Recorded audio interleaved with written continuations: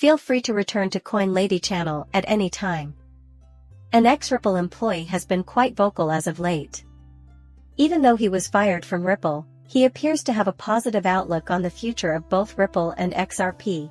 I'll tell you what he says in the beginning of the video regarding this. His prediction that all Japanese banks will use XRP by year's end, though, was spot on. Afterwards, there's an unfinished tale that needs wrapping up. This was covered earlier today. I think most of you are already aware. It was 213 million XRP that were taken from Chris Larsen, a co-founder of Ripple. Right around that time, someone took almost $112 million from him. And the police are obviously investigating under his direction. But there is some news to report. Everyone, the automated market maker, is what we're referring to here. No, it is a common one. Well, before we jump into the first tale with this former Ripple employee who is quite bullish on XRP, I just want to make a quick statement. Quite obviously, the long-term sustainability of XRP cannot be guaranteed by Ripple alone, I must be clear. I have no idea. Regarding the XRP ecosystem, though, Ripple plays a crucial role. This is important, and we must recognize it. Well, XRP is obvious. If you agree or disagree, it matters to the speculators. This is thus divided into two poles. Meanwhile, I fall somewhere in the middle. You can see the XRP side. Furthermore, Ripple is solely responsible for the project's long-term sustainability. For what it's worth, I find that completely unreasonable. While I can see where their point of view could lead others, I don't think it's off to Ripple that many others hold that belief. Conversely, there are some who argue that Ripple and Natalie are unimportant. As far as XRP's sustainability is concerned, we must not allow Ripples to have any impact. Plus, I believe that's also somewhat extreme. For the simple reason that I do not put all my eggs in the Ripple basket in the hopes that they will provide XRP with a sustainable future. However, in my perspective, each and every developer contributing to the XRP ecosystem is vital, and I want nothing less than success to all of them. If all of that is considered together, XRP will have a chance at survival in the long run. You can't deny that Ripple plays a significant role in it. Is Ripple going to be XRP's savior in the long run? Even if I were to answer yes, it would still be incomplete. I am missing certain details. Just to clarify, I see things from a yes and yes standpoint, as do the other developers. I hope you can see my point of view. My point is that I will tell you what this former employee of Ripple said. Ripple isn't the be-all and end-all, though. To be sure, it's important. In my opinion, XRP will remain relevant for the foreseeable future, provided it finds a significant usage. XRP seems like it has no practical utility, and then disappears. Consider this as well. The answer is yes. I recorded a video showcasing a handful of Sean McBride's posts, maybe 2 days ago, but I'm having trouble keeping track of the exact dates because everything seems to blend together on this platform. Anyhow, we're talking about him now. His decision to remove a post piqued my interest, so I documented the incident in a video. The one you see when you look at your screen actually is it. It won't take me long to read this. You can tell which one he removed since it's the one at the very bottom of your screen. I shared the screen capture with you, but he ended up erasing it. Thanks to me saving it, though, you can see it now. Somebody or some piece went viral, detailing a slew of layoffs at unrelated companies in the cryptocurrency industry. Coincidentally, Sean McBride replied to that post by saying, "Just so you know, Ripple laid off most of its recruiting team last year, including me." In response to the news that you were involved in American recruiting, a member of the XRP community from Chad Garlic Mouse expressed his regret and curiosity about the situation. In his response, Sean McBride penned "global" as a single word. This means that there will be a worldwide reduction in personnel dedicated to that particular task. Then, Chad typed down any excuse for why they haven't expanded enough, or why the company's progress has stalled. Sean McBride gave the following response. It was this post that he decided to remove. I can only guess as to why, I have no idea if it's because he's struggling to receive the attention he desires, or if it's a different kind of focused attention. It was only here before it disappeared. From what I can tell, Ripple and XRP are here to stay, he added. We should all be looking forward to what the future holds for both. A non-disclosure agreement, NDA, is something I really can't elaborate on. The fact that an employee who was let go by the company willingly states that XRP would do well instead of Ripple is remarkable, in my opinion. Some things stick out to me. That he erased it was actually a contributing factor in my decision to report it on the channels. After all, it is intriguing, isn't it? The deletion's rationale remains a mystery to me. No need for him to express it, though. He really did say it. Indeed, it was much publicized. No doubt about it. You should listen to what more he has to say. It was only last night. Define XRP and discuss its potential for the future. Consistent with what I've said before, utility is king. My opinion is that way. Anyway, I've written my thesis on investing.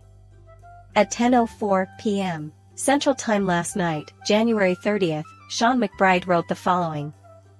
The amount of capital invested in cryptocurrency outside of the US is staggering, particularly in Southeast Asia and the United Arab Emirates, where institutional acceptance and government regulation are far ahead of where they are in the US. By next year, those that achieve a specific goal or goals, as well as i.e. XRP, will have been successfully implemented and used. Thus, the monetary sentence is as follows. Personally, I think, it is projected that all Japanese banks will exclusively use XRP for cross-border payments by the end of the year.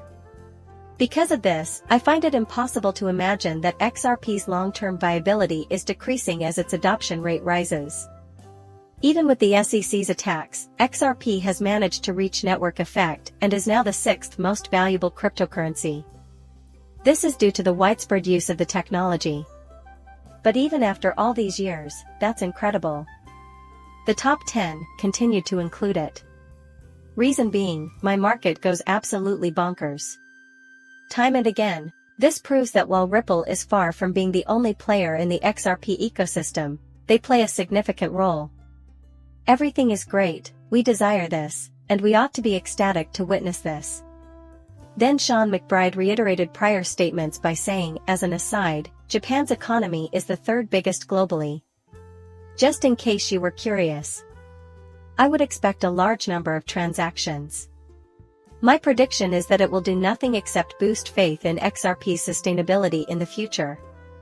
As more and more investors get involved, this will become increasingly apparent to them. Is it possible that they might invest in XRP as part of their crypto diversification strategy?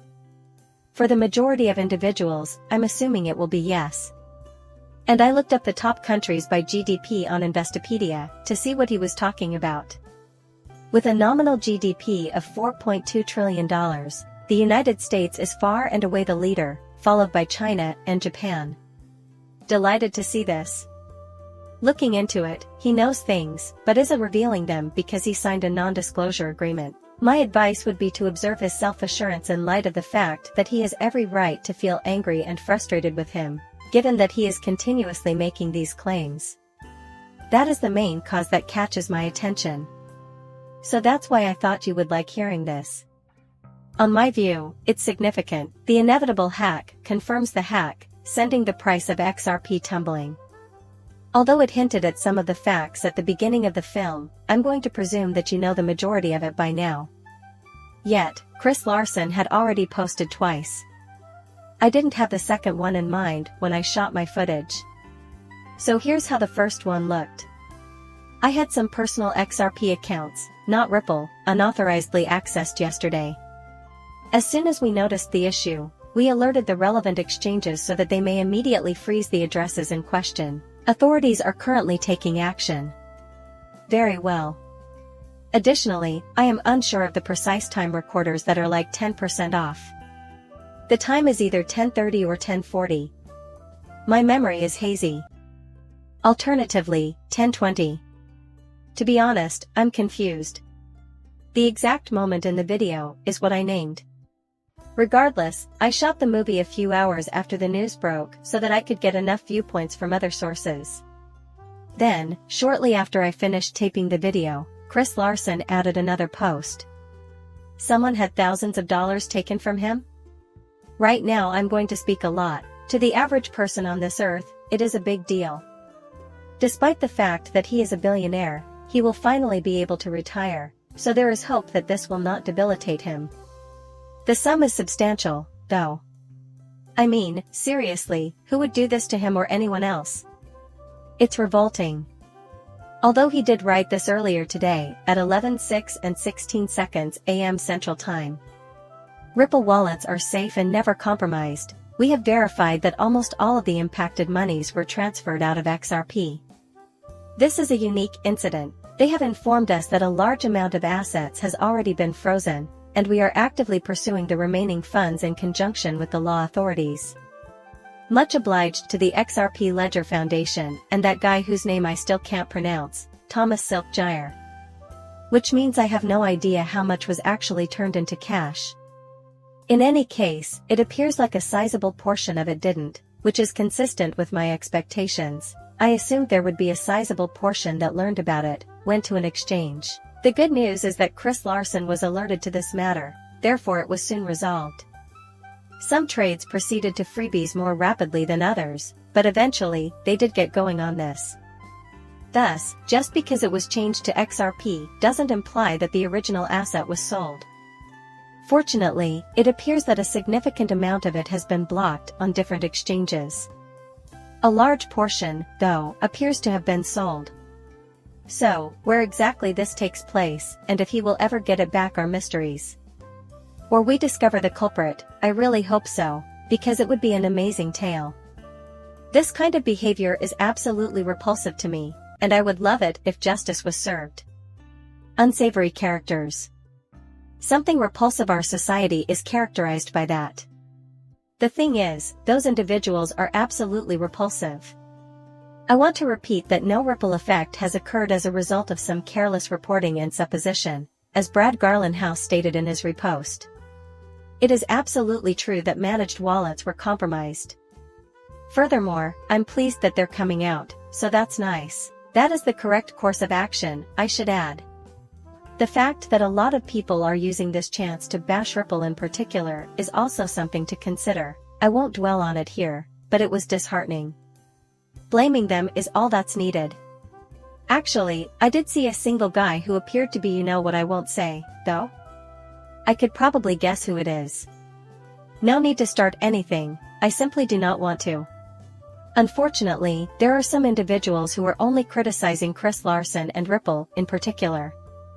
Furthermore, it is not implied that this is a sign, and there are individuals whose lines I am unsure whether deliberate or merely rhetorical. Just reckless, careless. Thinking along the lines of what Garlandhouse is expressing, however, I've noticed that some people are quick to accuse Ripple, and I ask them, why don't you just accuse the criminals? Can you believe it? It's quite easy. The people responsible for these crimes should be apprehended and sentenced to lengthy prison terms. No wrongdoing was committed by Ripple. Neither did Chris Larson. The one who gets hurt here is Chris Larson, and I just cannot empathize with those who refuse to identify the perpetrators and the victims. If you're not good at figuring things out like that, etc. Could you please explain why your brain is acting up? To be honest, I don't get it. With that, the video comes to a close. Kindly continue to like and subscribe. I will see you shortly. Goodbye.